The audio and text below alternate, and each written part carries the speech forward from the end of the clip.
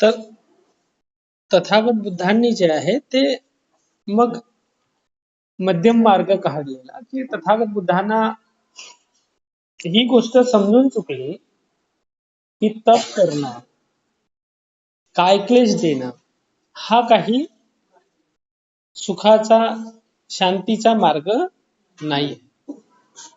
सुख प्राप्त करण्याचा, शांती प्राप्त करण्याचा हा काही चांगला मार्ग नाही आहे. हा मिथ्या मार्ग आहे. समजले की नाही? यातून काही मनुष्याला सुख शांती प्राप्त होऊ शकत नाही. हा हट मार्ग आहे. बरोबर आहे ना? हा हटयोग आहे. म्हणजे आणि दुसरा जो मार्ग होता, जो काय कामभोगाचा मार्ग होता, ती सुद्धा एक विचारसरणी आपल्याला पाहायला मिळते उच्छेदवादाची, की खा प्या मजा करा, काहीही शेष उरत नाही, काहीही जे आहे ते हे होत नाही, नाही का? मेल्यानंतर काहीही उरत नाही. तर त्यामुळे जे आहे ते खा प्या मजा करावाला मार्ग होता, नाही का? तर तो भोगवादी मार्ग होता. तर भोगवादाचं सुद्धा भगवान गौतम बुद्धांनी जे आहे ते अनुभव घेतलेला होता. जेव्हा ते राजाचे पोरगाच होता, त्याच्यामुळे जे आहे ते राजपुत्र असल्यामुळे जे आहे ते भोगाचं आयुष्य काय असतं, भोग विलासाचं आयुष्य काय असतं हे त्यांनी पाहिलेलं होतं. आता ते किती प्रमाणात उपभोगलं होतं ते काही माहिती नाही, बरोबर आहे, पण त्यांनी पाहिलेलं जरूर होतं. आणि त्या आयुष्यामध्ये जे आहे त्यांनी बघितलं की हे सुद्धा आयुष्य काही मनुष्याला परम सुख आणि परम शांती देणारं नाहीये. हे काही कल्याण करणारं, मनुष्याच्या जीवनाचं कल्याण करणारं मार्ग नाही आहे. आणि त्यामुळे जे आहे ते भगवान गौतम बुद्धांनी जे आहे ते दोन्ही मार्ग त्यागलेत आणि मग मध्यम मार्ग त्यांनी निवडला. तो मध्यम मार्ग जो आहे तो समतेचा मार्ग होता. बुद्धांची समता काय आहे, तर म्हणजे बुद्ध हा समतेमध्ये राहण्याची शिक्षा देतो. समतेमध्ये म्हणजे कशासाठी, की समता ही काय करतं, मनुष्याला स्थिर ठेवतं, कुठल्याही एका अंगाकडे जाऊ देत नाही. बरोबर आहे? तर समतेमध्ये प्रतिष्ठित असलेला माणूस हा सदैव शांत आणि सुखी राहू शकतो. कारण की ज्याच्या मनामध्ये समता आहे तो मनुष्य न सुखाने विचलित होऊ शकतो, ना दुःखाने पीडित होऊ शकतो. हे लक्षात घ्या. म्हणजे समता ही काय करतं, त्याला स्थिर ठेवतं, अचल ठेवतं. त्याला म्हणजे जसं त्याचं वर्णन सुद्धा भगवान गौतम बुद्धांनी केलं समतेचं, की समता म्हणजे काय, जसं पहाडाला जे आहे ते कोणी हलवू शकत नाही, तशी मनाची स्थिती. बरोबर आहे ना? आणि ही मनाची स्थिती जी आहे ते कशामुळे प्राप्त होते, जेव्हा मन तृष्णेतून मुक्त होते. म्हणजे तृष्णा ही माणसाला बेसिकली काय करते, तृष्णा ही माणसाला अचल होऊ देत नाही, स्थिर होऊ देत नाही. ती सदा जे आहे ते अस्वस्थ ठेवतं. तर ही मनाची स्थिती आहे. मनामुळे बेसिकली मनुष्य हा मनामुळे जे आहे ते काय आहे, मनामुळे जे आहे तो अस्थिर आहे. मनामुळे जे आहे ते त्याला शांती नाही आहे. म्हणजे मूळ जे आहे ते मनामध्ये आहे. आणि दवाई कुठे देऊन राहिलेला आहे तुम्ही, इलाज कोणावरती करून राहिलेला आहे, शरीरावरती करून राहिलेला आहे. तर हा जो आहे तो चुकीचा मार्ग भगवान गौतम बुद्धाला समजला, की मेन गोम कुठे आहे, मनामध्ये आहे. त्याच्यामुळे मनाला जे आहे ते आपण काय केलं पाहिजे, मनाला दुरुस्त केलं पाहिजे. मनाला जे आहे ते प्रशिक्षित केलं पाहिजे. मनाला ह्या तृष्णेमधून बाहेर काढलं पाहिजे. समजले का नाही? तर मन 3 प्रकारच्या तृष्णेमध्ये आहे. कामभोगाची तृष्णा आहे, भवतृष्णा आहे, विभवतृष्णा आहे. त्या 3 तृष्णेमध्ये मन फसून असल्यामुळे जे आहे मन निरंतर काय राहतं, चंचल आहे. मन निरंतर जे आहे ते चपल आहे. ठीक आहे. मन एका जाग्यावर नाही, एका जागेवर केंद्रित नाही. थोडीशी काही हे झालं की लगेच जे आहे ते पानासारखं, जशी हवा आली तर पानं कशी हाल्याबरोबर पानं हालायला लागतात, तशासारखं जे आहे ते मनुष्याचं चित्ताचं मनाचं असतं. आणि म्हणून तृष्णा जर खतम झाली, तृष्णेमधून जर मनाला बाहेर काढलं तर मन शांत होतं, परम शांती पदाला प्राप्त होतं. हा, त्याला त्यांनी काय म्हटलं? निर्वाण म्हटलं. ते काय आहे? निर्वाण आहे. त्या पदाला काय म्हटलं त्यांनी? निर्वाण म्हटलं. ठीक आहे. तर या पद्धतीने जे आहे ते बुद्धांची शिकवणूक होती. आणि या अनुषंगाने मग बुद्धांनी आपला मध्यम मार्ग सांगितला. समजलं की नाही समजलं? आणि तो संसारामध्ये प्रसिद्ध झाला. लोक म्हणायला लागले की हे गोष्ट खरी आहे. म्हणजे भोगामध्ये असून सुद्धा माणसाला शांती नाहीये, आणि क्लेशामध्ये गेलाही तरी माणसाला शांती नाहीये. तर मग मध्यम मार्गाला जे आहे ते स्वीकारलं पाहिजे. या अनुषंगानं मग जे आहे सारं जम्बूद्वीप जे आहे ते काय करायला लागले? बुद्धाच्या मार्गाला अनुसरण करायला लागलं. बुद्धाच्या मार्गावरती चालायला लागलं. बुद्धाने सांगितलेल्या मार्गाला धरायला लागलेत लोक, आणि त्यानुसार आपलं जीवन जे आहे ते सुंदर स्वस्थ करायला लागलेत. हे लक्षात घ्या.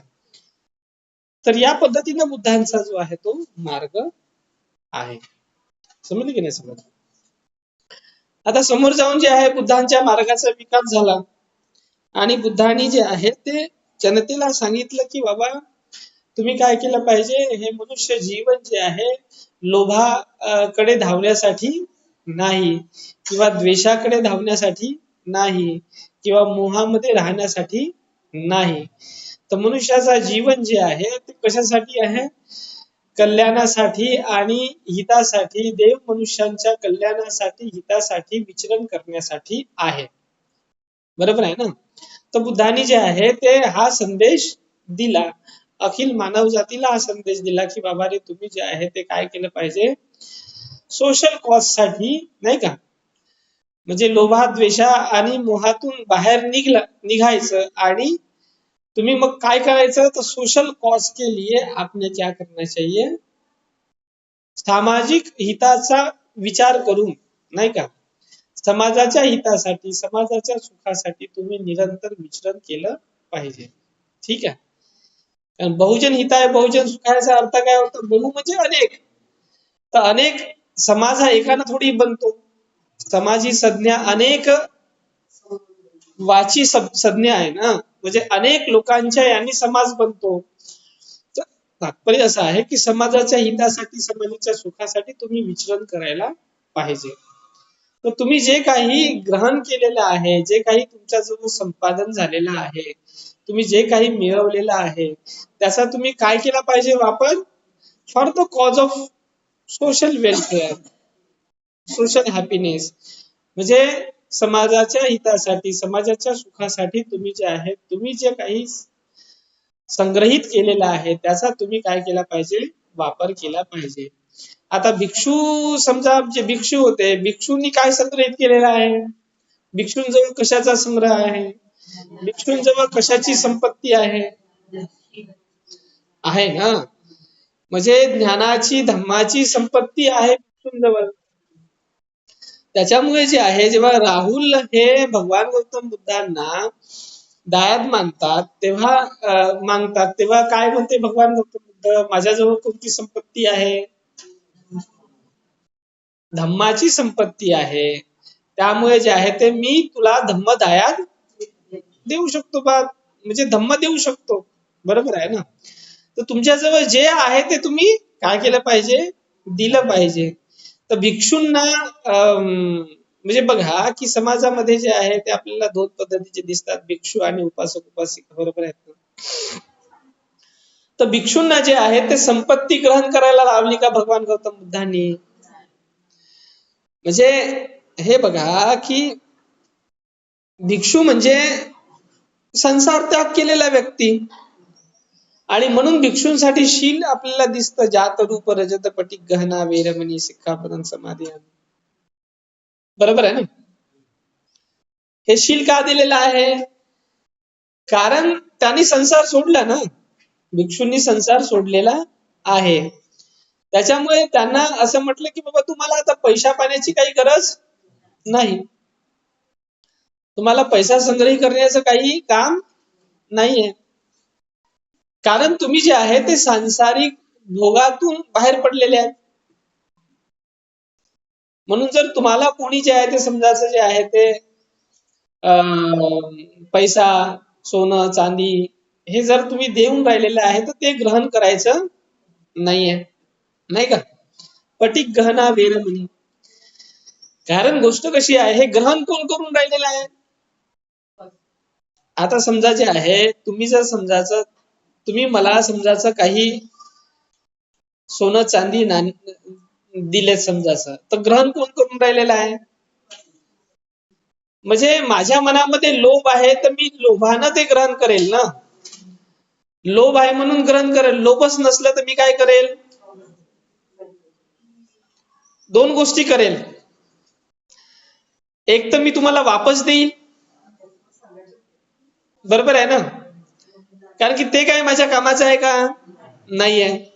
एक तर मी तुम्हाला वापस देईन म्हणेल, कारण राहू द्या ना, कशाला जे आहे ते देऊन राहिलेले आहेत, मी काय करू याचं मला, बरोबर आहे ना.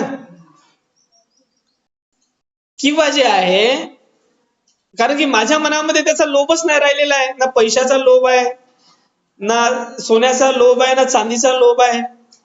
त्याच्यामुळे मला काही त्याचं काही त्याची काही हे आहे का, त्याची म्हणजे किंमत नाहीये ना मला, म्हणजे किंमत या अर्थानं जे आहे ते मला त्याचं काही महत्व नाहीये, हे लक्षात घ्या. किंमत नाही अशातला काही भाग नाही, त्याचं महत्व नाहीये, हे लक्षात घ्या. त्याचा मोह नाहीये.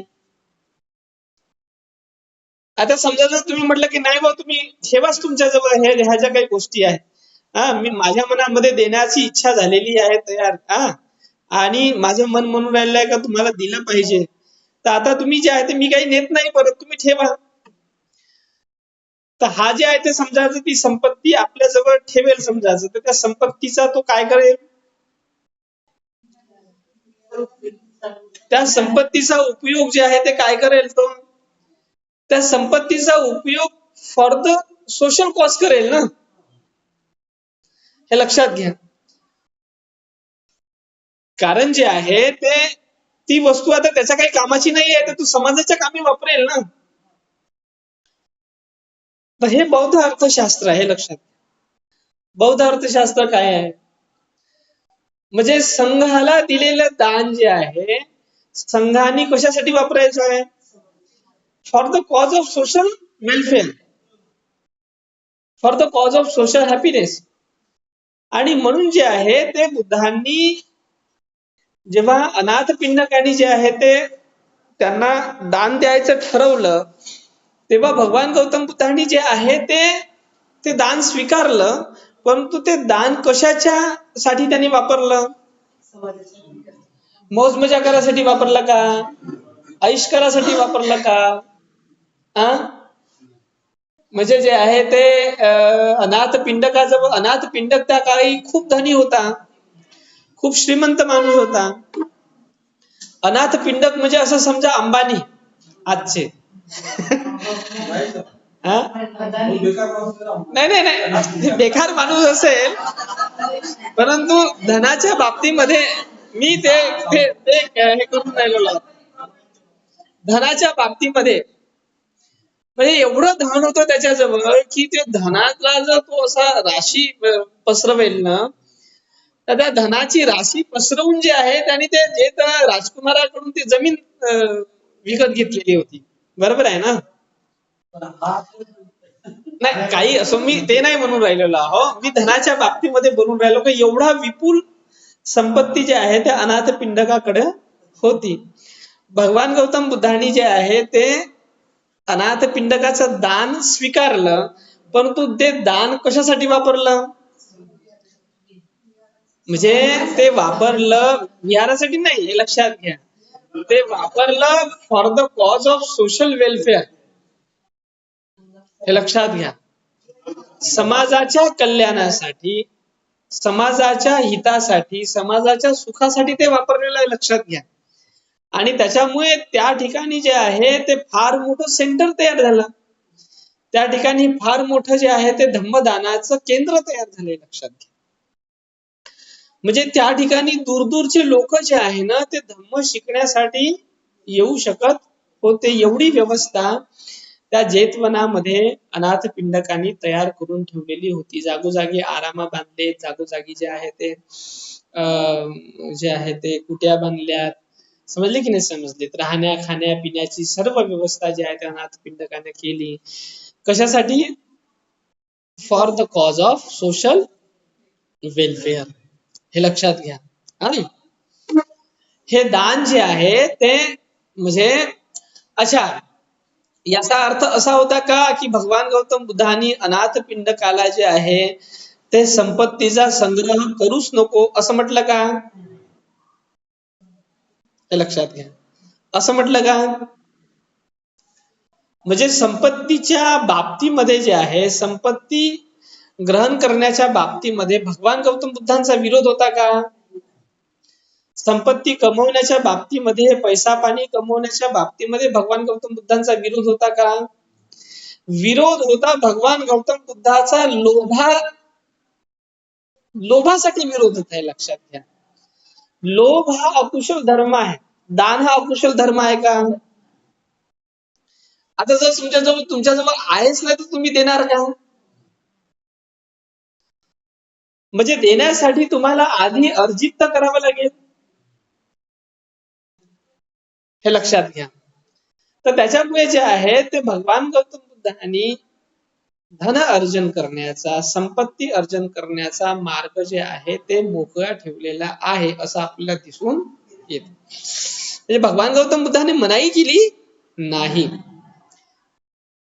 धनसंपत्ती गोळा करण्यासाठी भगवान गौतम बुद्धांनी माणसाला रोखलं नाही. परंतु धनसंपत्तीचा हव्यास, धनसंपत्तीचा लोभ, धनसंपत्तीचं जे आहे ते एक तृष्णा ही तुम्हाला दुःखाकडे नेऊ शकते. हे मात्र त्रिकालाबाधित सत्य आहे. हे लक्षात घ्या. तुम्ही जर लोभ करत राहिले, सतत लोभ करत राहिले तर लोभाने काय होईल? तुम्ही नेहमी दुःखी राहाल. आणि तुमच्याजवळ जर लोभ आहे तर तुम्ही संग्रहित केलेल्या गोष्टीचा for the cause of social welfare, for the cause of social happiness तुम्ही तो वापराल का? लोभी माणूस जे आहे ते देईल का आपल्या जवळचं? तो म्हणेल माझ्याजवळ संग्रह झाला पाहिजे. म्हणजे अरबो खरबो संपत्ती जी आहे ते फक्त कुणाजवळ असली पाहिजे? माझ्याजवळ एकट्याजवळच राहिली पाहिजे. तर अरबो खरबोची संपत्ती जमा करणं आणि त्याचा समाजाच्या हितासाठी आणि सुखासाठी वापर न करणं हा लोभ धर्म आहे. याला म्हणतात कॅपिटलिझम. आजच्या भाषेमध्ये त्याला काय म्हणतात? कॅपिटलिझम, भांडवलशाही. आता जर भारत या देशामध्ये जर समजायचं जे आहे ते काही मुठभर लोकांच्या हातीच जे आहे धनाचा मोठ्या प्रमाणामध्ये, संपत्तीचा मोठ्या प्रमाणामध्ये संग्रह असेल तर हा जो आहे काय झाला? हे बौद्ध अर्थशास्त्र आहे का? बुद्धाने विदित केलेलं अर्थशास्त्र आहे का? हे लक्षात घ्या. बौद्धांचं अर्थशास्त्र आहे का? हे झालं लोभाने युक्त असलेलं अर्थशास्त्र. हे अबौद्धांचं अर्थशास्त्र आहे. बौद्धांचं आहे का?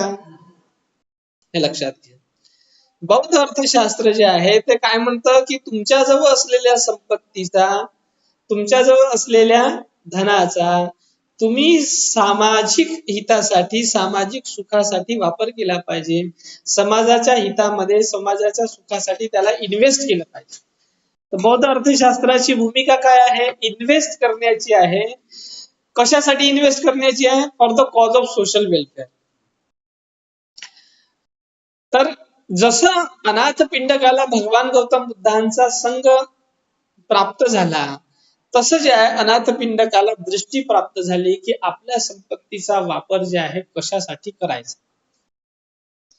सम्राट अशोकांना जेव्हा भगवान गौतम बुद्धांची दृष्टी लाभ झाली तेव्हा सम्राट अशोकाला जे आहे ते माहित झालं की सोशल वेलफेअर किंवा आपल्याजवळ असलेला जो काही धन खजिना याचा वापर कशासाठी करायचा. तर सम्राट अशोकाने कशासाठी केला? For the cause of social welfare. त्याच्यामुळे त्यांनी जे आहे ते रस्ते बांधलेत, त्यांनी जे आहे ते दर 2-4 किलोमीटर वरती काय केले, विहिरी बांधल्यात, महामार्गावरती झाडं लावलेत, विहिरी बांधल्यात, धर्मशाळा बनवल्यात, पशुसाठी दवाखाने काढलेत. ठीक आहे, माणसांसाठी दवाखाने काढलेत, प्राणी मात्रांसाठी दवाखाने काढलेत, विहार बनवलेत, स्तूप बनवलेत. त्या ठिकाणी जे आहेत विहार आणि स्तूप हे पूजेचे स्थान होते का? त्या ठिकाणी जे आहे ते शिक्षणाचे केंद्र सुरू झालेत, नाही का? शिलालेखांवरती जे आहे ते आज्ञा कोरल्यात. कशाच्या आज्ञा होत्या त्या? मेरे करण अर्जुन आएंगे वाला होता का? आज्ञा कशाच्या होत्या? मेरे करण अर्जुन आएंगे असं होतं का?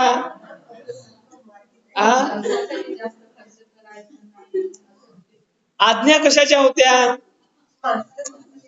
माणसानं दुसऱ्या माणसासोबत कसं वागायचं, कसं राहायचं, कसा व्यवहार करायचा याच्या आज्ञा. छोट्या छोट्या साध्या साध्या शब्दामध्ये समजेल अशा ज्या आहे, ज्या ज्या भागामध्ये जशी जशी लिपी होती त्या त्या लिपीच्या अनुषंगाने जे आहे ते काय केल्यात, त्या लिपीमध्ये कोरल्यात.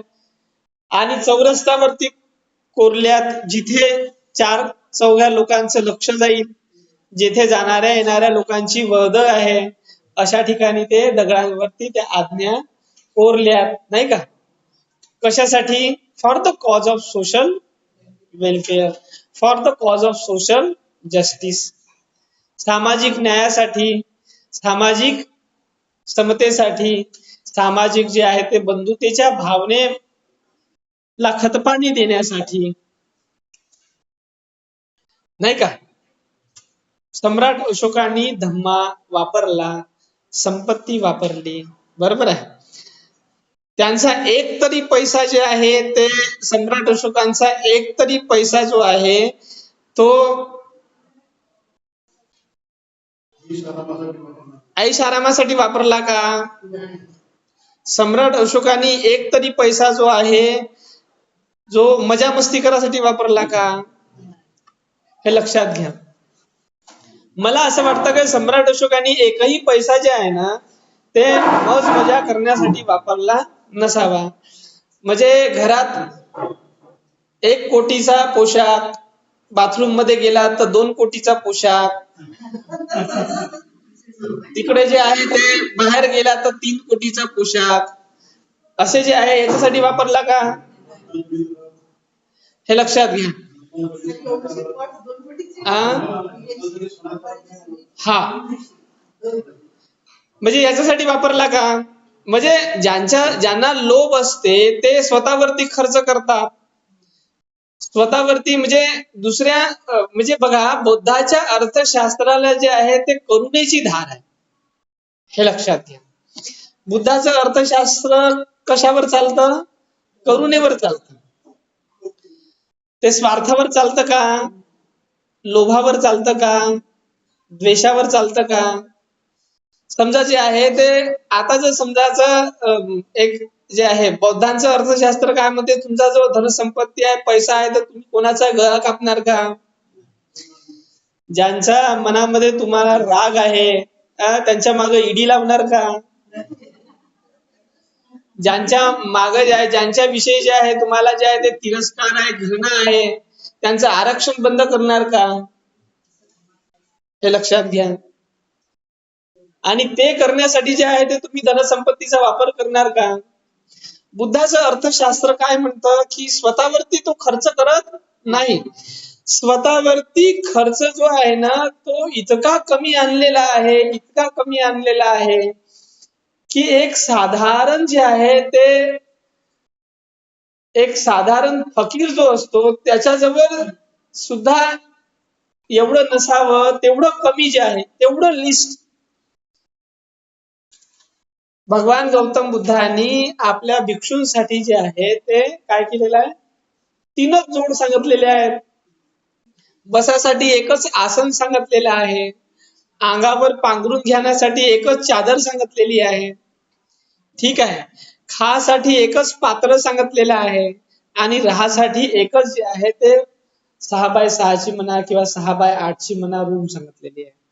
तुम्ही आता लेण्यांचा अभ्यास आपण करून राहिलेलो आहोत, त्याच्यामध्ये भिक्षूंसाठी असलेली रूम तुम्ही जाऊन पहा त्या लेण्यांमध्ये, तिथे काही जे आहे ते एसी लागलेली आहे का, पंचतारांकित आहेत का, सप्त तारांकित रूम आहेत का त्या, सांगा.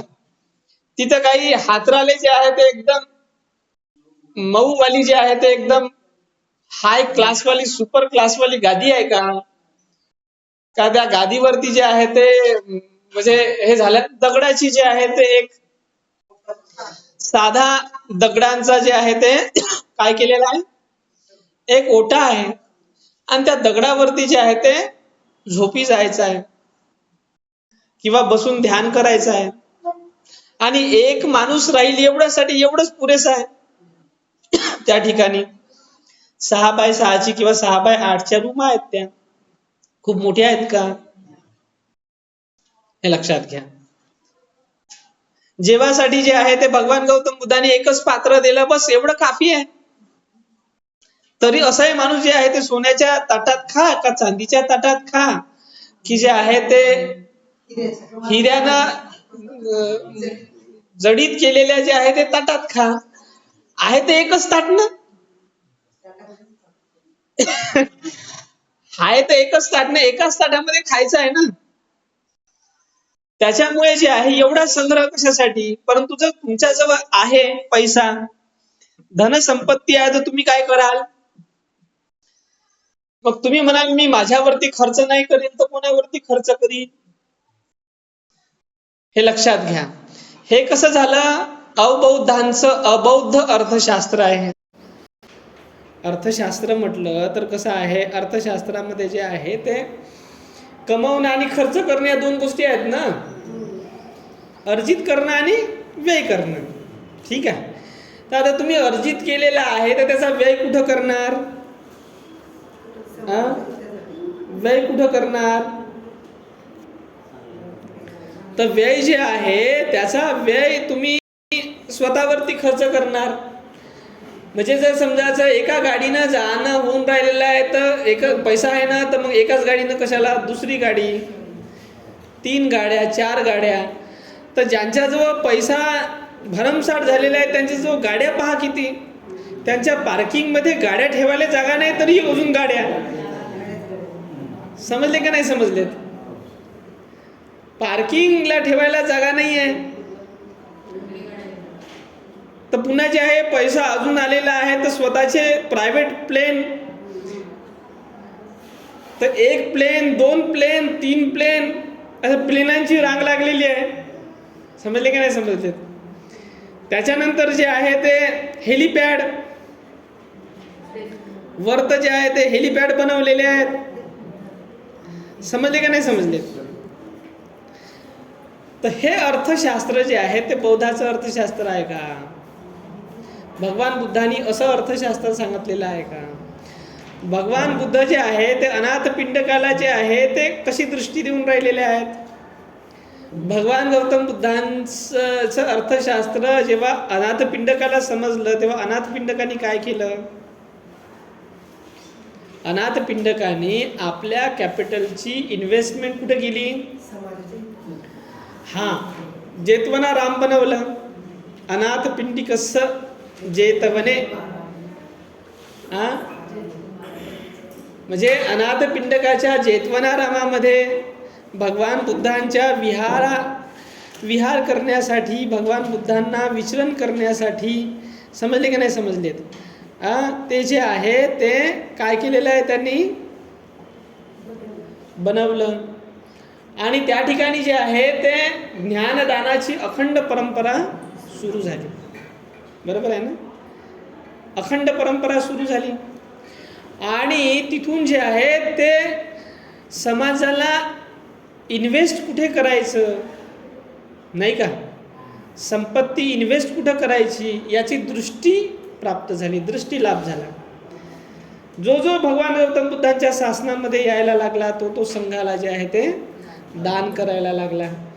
आणि संघदानाची परंपरा एवढी सुरू झाली की त्या ठिकाणी जे आहे आपल्याला असं दिसतं की त्या संघदानामधून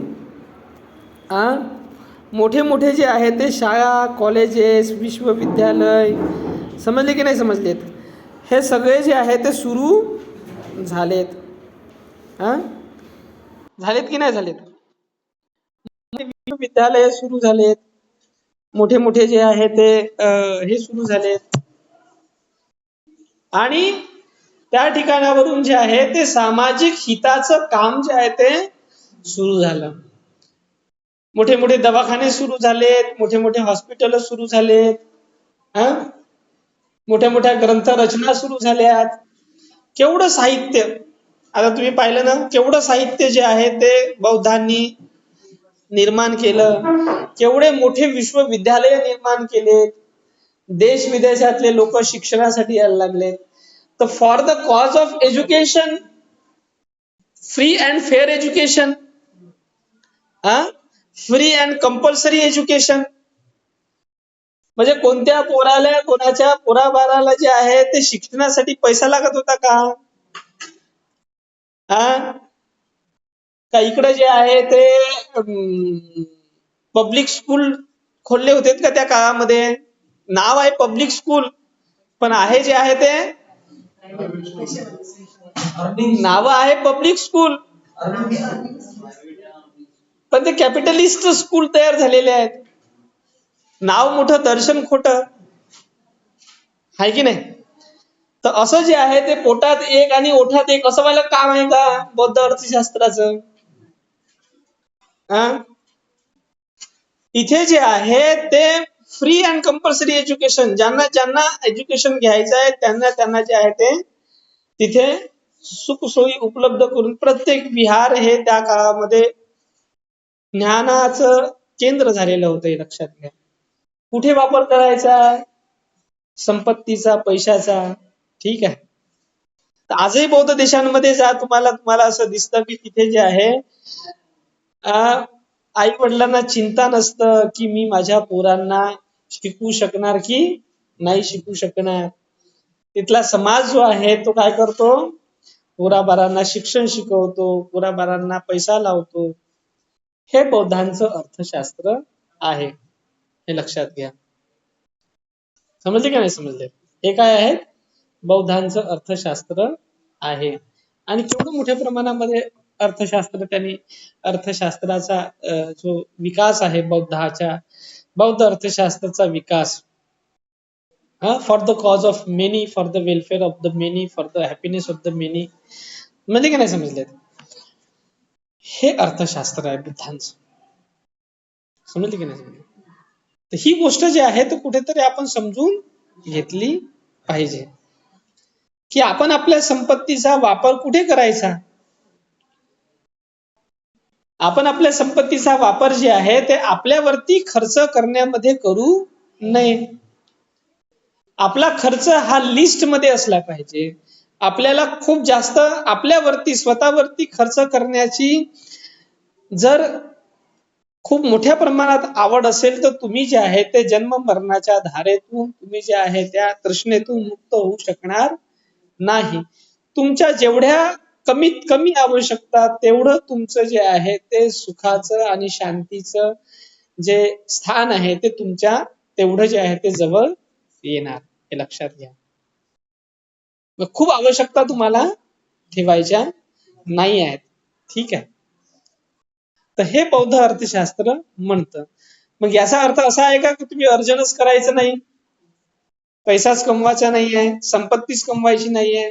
संपत्ती कमवायची आहे, पैसा कमवायचा आहे, परंतु तो पैसा जो आहे तो सोशल कॉज साठी इन्व्हेस्ट करायचा. तुमच्या जवळ जर आवक सुरू आहे तर ती आवक राहू द्या, आवकाला जे आहे ते खंडित करू नका.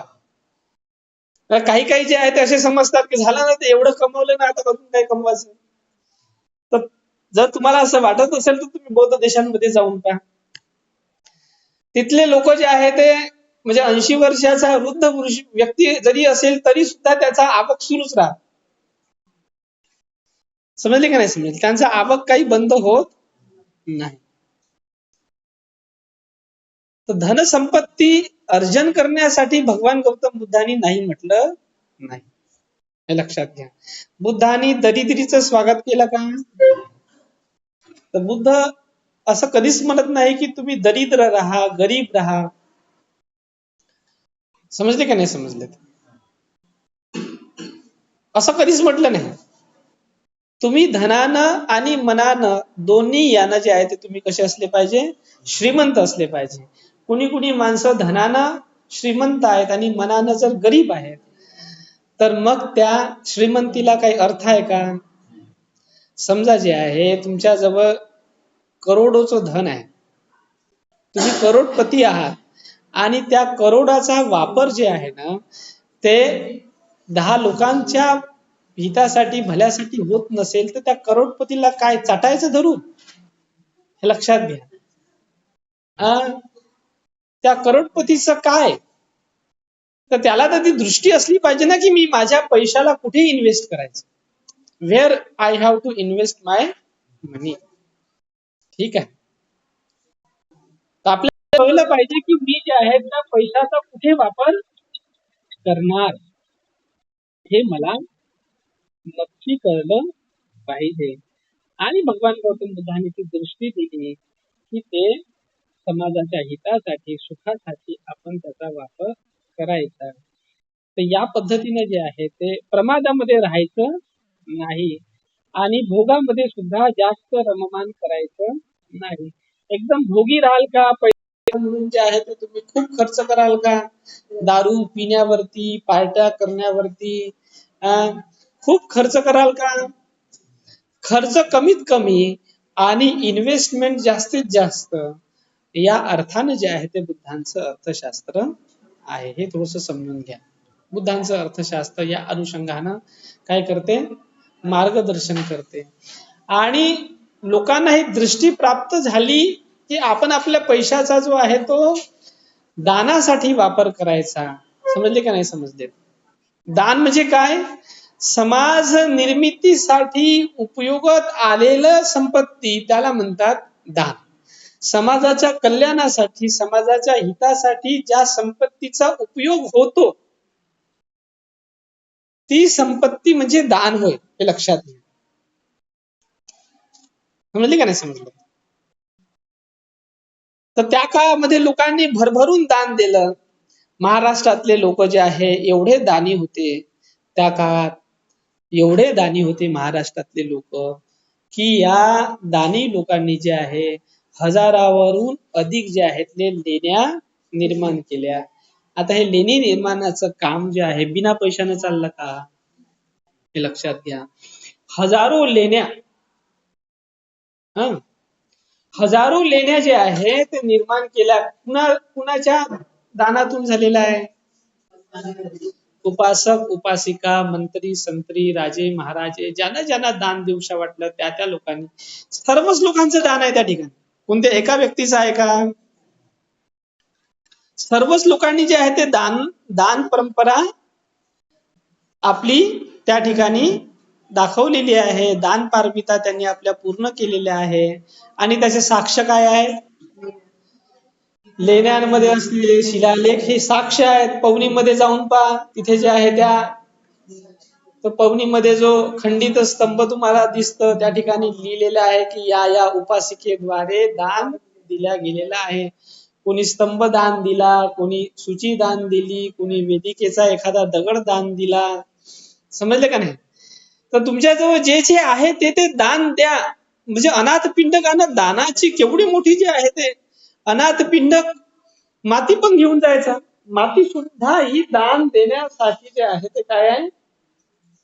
दान देण्याची वस्तू आहे. म्हणून सुपीक माती ती गमल्यामध्ये जे आहे ते लावासाठी कुणी जे आहे ते याच्यावरती काय म्हणतात, तो जो लेणी मधला जो दगड आहे त्या दगडावरती जे आहे मातीचा लेप लावला गेला ना, तर ते माती काय साधी सुधी माती होती का? ते माती म्हणजे एवढी पॉलिश्ड असलेली माती, एवढी म्हणजे मजबूत अशी माती की ती चढल्यावरती जे आहे ते पुन्हा कधी उतरणार नाही, अशी माती. जसं वारुळाची माती असतं, वारुळाची माती वापरलेली आहे त्या ठिकाणी. वारुळ जे राहते ना, तर कुणी वारुळाच्या मातीचं दान दिलं, काय भंतेजी गेलेत का जे आहे ते टिकासनं पावडे घेऊन खोदाले माती, माती खोदाले सांगितलेलं होतं का भगवान गौतम बुद्धांनी? काय भिक्षू लोक माती खोदाले गेले असतील का तिथं? माती कोण दान दिली? उपासक उपासकांनी दान दिली. चित्र काढण्यासाठी जे रंग वगैरे वापरले ते कोणी दिलेत? उपासक उपासिकांनी दान दिलेत. आणि त्या ठिकाणी सुंदर अशी कलाकृती जी आहे ते तयार झाली, नाही का? एवढ्या मोठ्या लेण्या, दगडांवरती कोरीव काम तयार झालेलं आहे. हे कशाच्या भरोशावरती? बौद्ध अर्थशास्त्रा बौद्ध अर्थशास्त्राचे हे अतिउत्तम असे उदाहरण आहेत. ते लोकदानातून तयार झालेलं आहे. त्यामुळे जे आहे ते समजा जर 100 रुपये जर कोणी कमवत असेल बौद्ध धर्मामध्ये, तर तो 20, 30, 40, 50 रुपये जे आहे त्याच्या इच्छेनुसार तो धम्मासाठी दान करतो, संघासाठी दान करतो. आणि संघाने ते दान कशासाठी वापरायचं आहे? समाजाच्या कल्याणासाठी, हितासाठी. एवढं मोठं हितकारिणी अर्थशास्त्र, समजलं का नाही? इतकं मोठं कल्याणकारी अर्थशास्त्र जे आहे ते बौद्धांचं आहे. हे समजून घ्या. समजले की नाही समजले? एवढं मोठं अर्थशास्त्र. आणि म्हणून त्या काळामध्ये जे आहे ते समृद्धीचा पूर वाहत होता. लोक समृद्ध होते साऱ्या गोष्टी. आणि कामधाम करण्यामध्ये सुद्धा सतत मग्न राहायचे. असे नाही आळशी नव्हते, हे लक्षात घ्या. की बसला पडला खाटीवर तर जे आहे ते केव्हा संध्याकाळ झाली, केव्हा सकाळ झाली, केव्हा रात्र झाली हे सुद्धा कळत नाही. खाट मोडणारी लोक नव्हते, हे लक्षात त्या काळातल्या. इकडे जे आहे ते एवढे आळशी झालेले आहेत का, इकडल्या कडावरून तिकडल्या कडावर, तिकडल्या कडावरून इकडल्या कडावर, ठीक आहे. आणि ते गाद्या जे आहे ते मखमली गादी, समजले का नाही समजले? आणि त्या याच्यावरती सुद्धा तुम्हाला झोपा लागत नाही. कशा लागतात?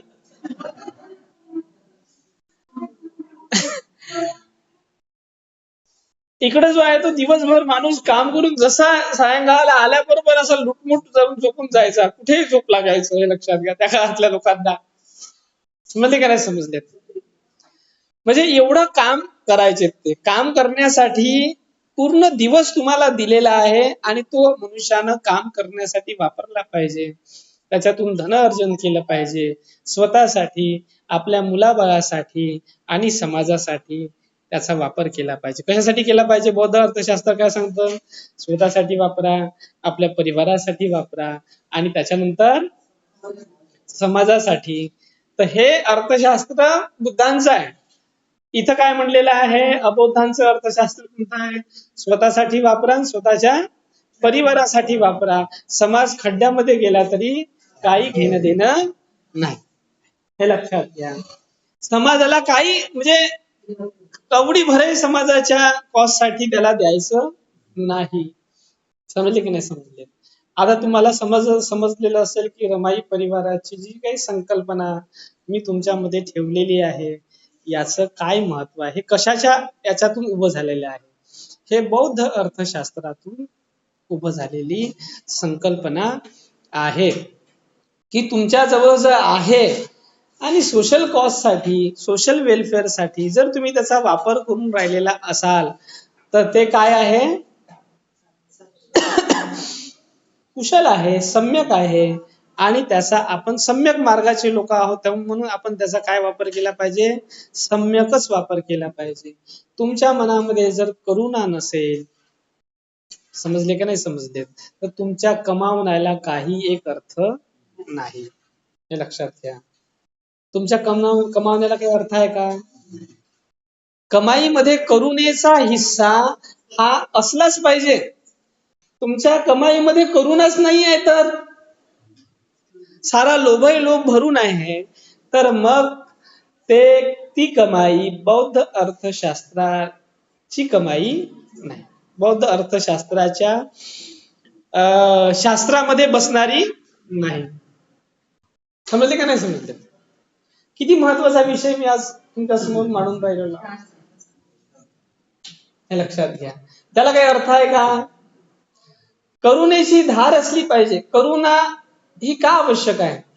रमाईनं बिचारीनं जे आहे ते पैका जमून जे आहे ते काही थोड्याशा सोन्याच्या चांदीच्या काही पातल्या बनवल्या असतील, काही जे आहे ते दागिने बनवलेले असतील, आणि ती त्या वसतिगृहामध्ये जेव्हा जातं तेव्हा त्या वसतिगृहामध्ये पोरांना खाण्यापिण्याची सोय राहत नाही, तेव्हा ती रमाई काय करते? आपल्या हातातल्या ज्या बांगड्या होत्या, चांदीच्या असो अथवा सोन्याच्या असो, मला नाही माहिती कोणत्या होत्या, हा, तर त्या बांगड्या ज्या आहे एका क्षणी, म्हणजे कुठल्याही गोष्टीचा विचार न करता, नाही का, ती काय धनाशेठाची बायको होती का? नाही, धनाशेठाची बायको होती का? धन होतं का खूप बाबासाहेबांजवळ? जेव्हा मरण पावले तेव्हा त्यांच्या बँकेमध्ये 300 रुपये का 30 रुपये होते वाटते जास्तीत जास्त. काय खूप पैसा होता का? धनाशेठाची बायको असती तर आपल्या पोराच्या जे आहे ते तब्येतीसाठी लावली असती, आहे का?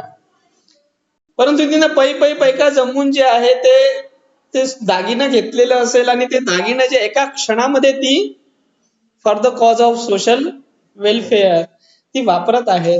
तर तुम्हाला अर्थशास्त्र समजतं की तिला अर्थशास्त्र समजतं?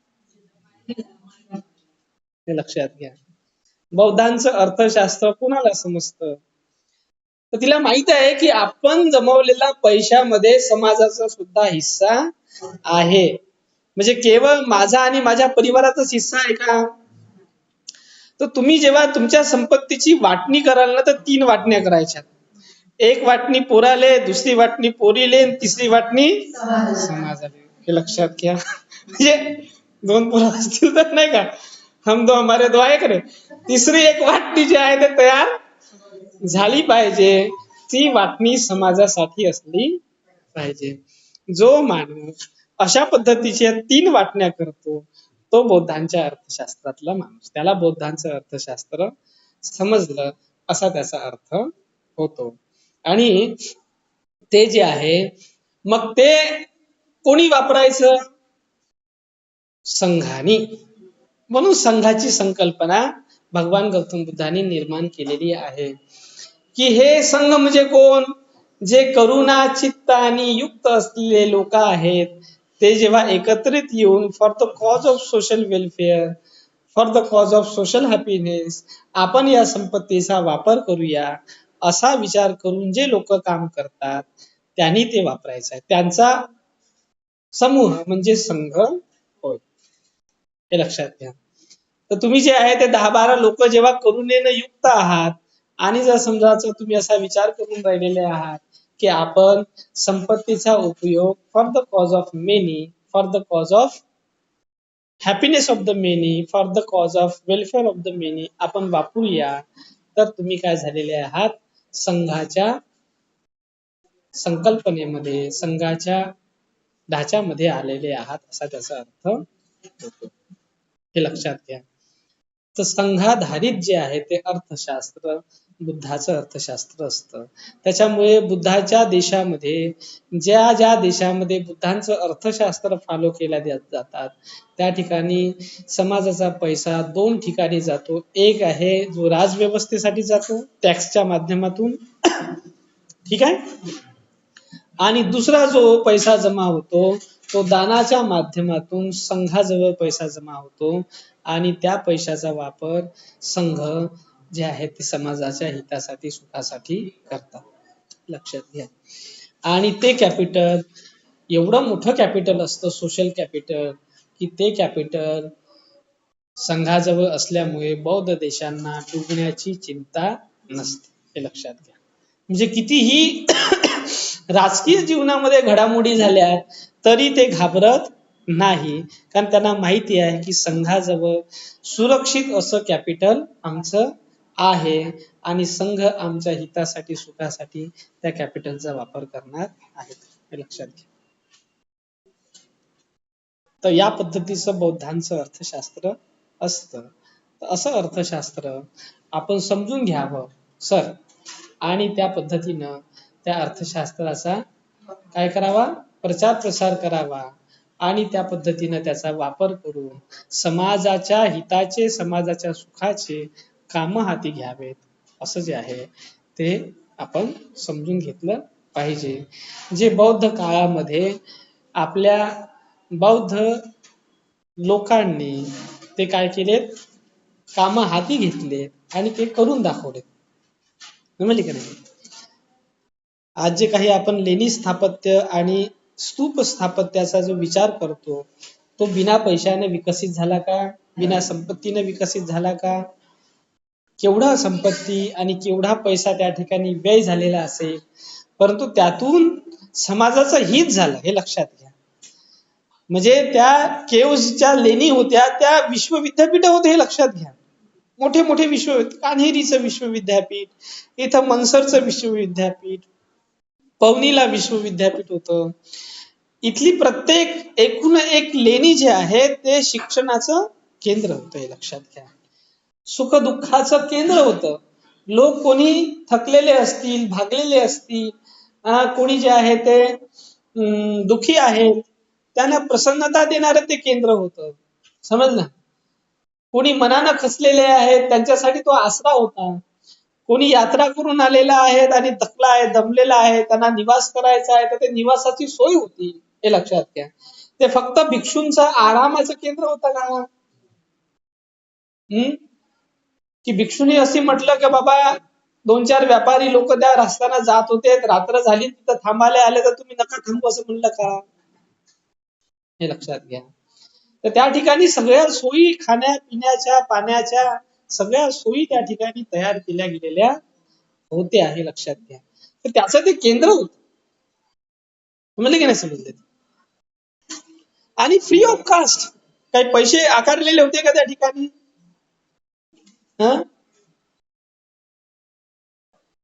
तर या पद्धतीचं जे काही अर्थशास्त्र आहे ते आपण समजून घेतलं पाहिजे.